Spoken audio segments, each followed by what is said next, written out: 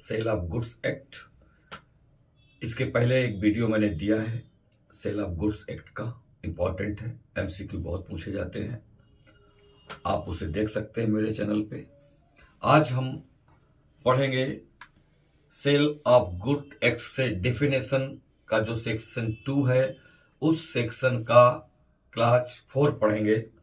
और section 2 class 4 में बताया गया है document of title to goods.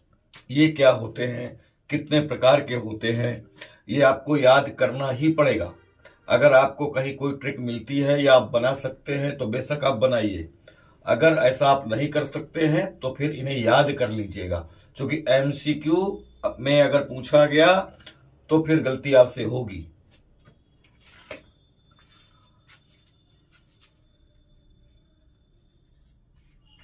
तो हम लोग पढ़ेंगे सेक्शन 2 का क्लास 4, जो बात करता है डॉक्यूमेंट ऑफ टाइटल।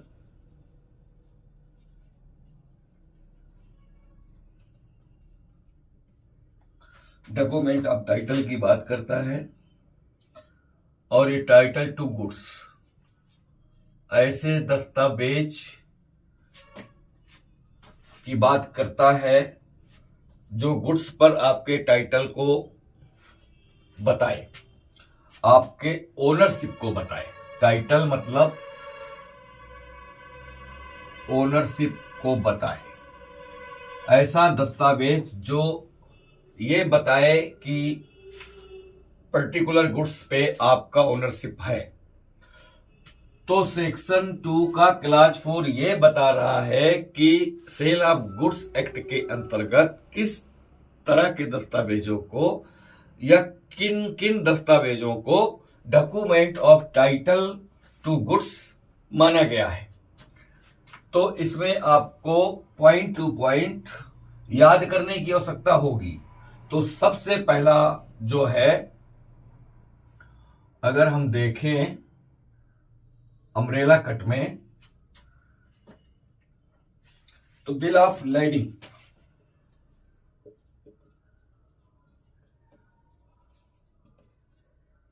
अगर आपके पास लदान बिल है, जहां से कहीं आपने लोडिंग वगैरह करवाई है, तो अगर बिल ऑफ लेडिंग है तो वो डॉक्यूमेंट ऑफ टाइटल माना जाएगा उस गुड्स के लिए जिसको आपने लोड करवाया है।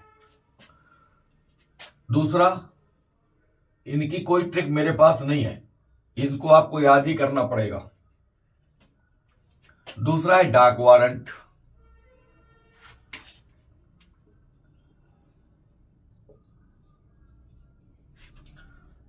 डाक वारंट। तीसरा है वेयर हाउस कीपर सर्टिफिकेट।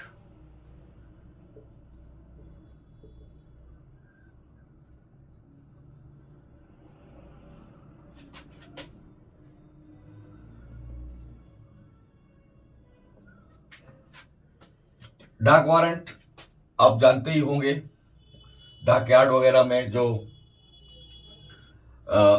माल गुड्स को, अगर आपके पास डाक वारंट है तो आप डाक यार्ड वगैरह में जाकर के अपने गुड्स की डिलीवरी ले सकते हैं। तीसरा, चौथा है वार finger certificate.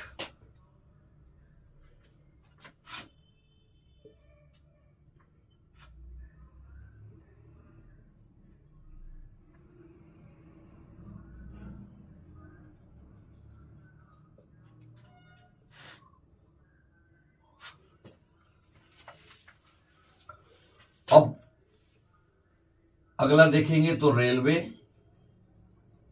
Receipt. Railway receipt. फिर है मल्टी मोडल ट्रांसपोर्ट डॉक्यूमेंट।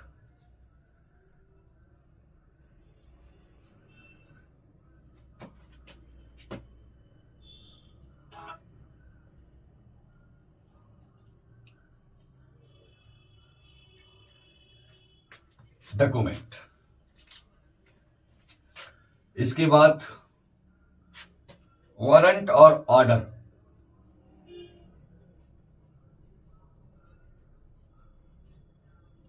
काहे के लिए? For the delivery of goods.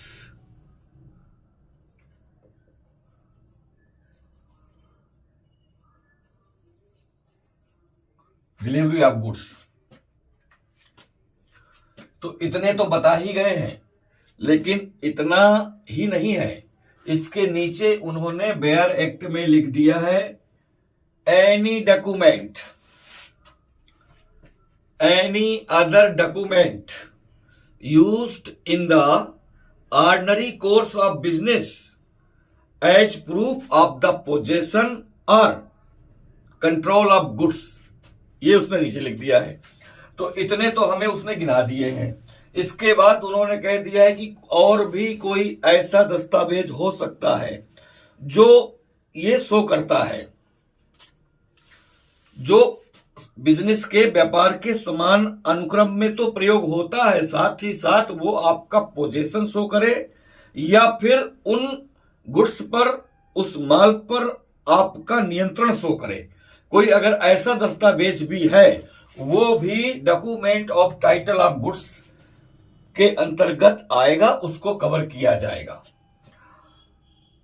तो सेक्शन 2 का क्लास 4 कहता है कि ये आप याद कर लो, इसके एमसीक्यू में लगभग वो इन्हीं में से ही कुछ देता है। अलग से कोई दस्तावेज जो भी एमसीक्यू देखे हैं उसमें से नहीं है, इन्हीं में से कहीं है, लेकिन अदर हो सकते हैं, ये आपको पता होना चाहिए। ठीक है, तो एक बात और यहां ध्यान देने की है कि ये तो document of title to goods की बात करता है सेक्शन 2 का क्लास 4। कभी कभी ऐसे भी दस्तावेज होते हैं जिनमें लगता है कि टाइटल है, तो उन दस्तावेजों को हम कहते हैं डॉक्यूमेंट शोइंग टाइटल। तो डॉक्यूमेंट शोइंग टाइटल वाले जो दस्तावेज होंगे उनको हम document of title to goods नहीं मानेंगे। एक बात तो ये। दूसरी बात ये है कि डॉक्यूमेंट ऑफ शोइंग टाइटल जो होते हैं वो कभी भी ओनरशिप को ट्रांसफर नहीं करते हैं, इसलिए उनको इसके अंतर्गत नहीं रखा जाएगा। दूसरी बात यह है कि ये वो डॉक्यूमेंट होते हैं, अगर हमने इस डॉक्यूमेंट को किसी व्यक्ति को दे दिया तो वो ओनरशिप ट्रांसफर हो जाएगा हमारा। तो ये यहां पर याद रखना है कि डॉक्यूमेंट शोइंग टाइटल जो होंगे वो कभी भी ओनरशिप को ट्रांसफर नहीं करते हैं, लेकिन ये document of title to goods के जो दस्तावेज होंगे वो ओनरशिप को ट्रांसफर करते हैं। किसी भी को आप दे देंगे वो आपका ओनरशिप ट्रांसफर हो जाएगा, इसलिए ये आप याद कर लीजिए।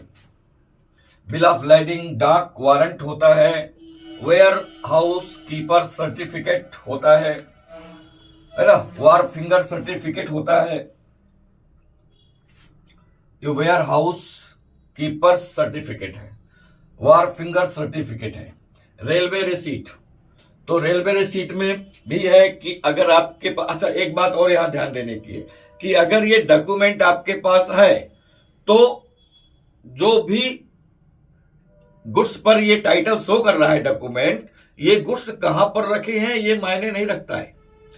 वो किसी गाड़ी पर इस समय लदे हैं, किसी वेयर हाउस में रखे हैं, कहां रखे हैं ये मायने नहीं है। अगर आपके पास ये डॉक्यूमेंट है तो उन गुड्स पे, जो पर्टिकुलर गुड्स है जिसका आप डॉक्यूमेंट लिए हैं, वो ये माना जाएगा कि उनका टाइटल आपके पास है।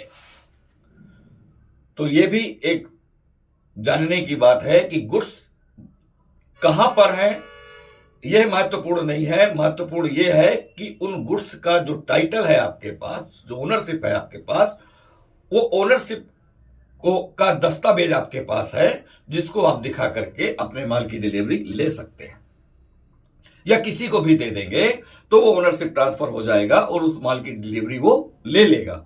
ये ऐसे दस्तावेज होते हैं, तो ये याद रखिएगा। तो इस तरह से हमारा सेक्शन 2 का क्लास 4 जो document of title to goods को डिफाइन करता है, कितने प्रकार के होते हैं, कैसे होते हैं, ये आप रट लीजिए, याद कर लीजिए। एमसीक्यू बिल्कुल पूछे जाते हैं और एमसीक्यू के उद्देश्य से ही मैं ये डेफिनेशन क्लास के छोटे छोटे वीडियो दे रहा हूं आपको, ताकि आप अलग से उन्हें याद कर लें। कैसा लगा ये वीडियो? अगर वीडियो अच्छा लगता है तो लाइक कमेंट कर दिया करिए। अगर आप मेरे चैनल पे नए हैं और आपको लगता है कि जुडिशरी में मैं हेल्प कर सकता हूं आपकी, तो फिर मेरे चैनल जुडिशियल एग्जाम वॉचर को सब्सक्राइब कर लीजिए। Thank you for watching.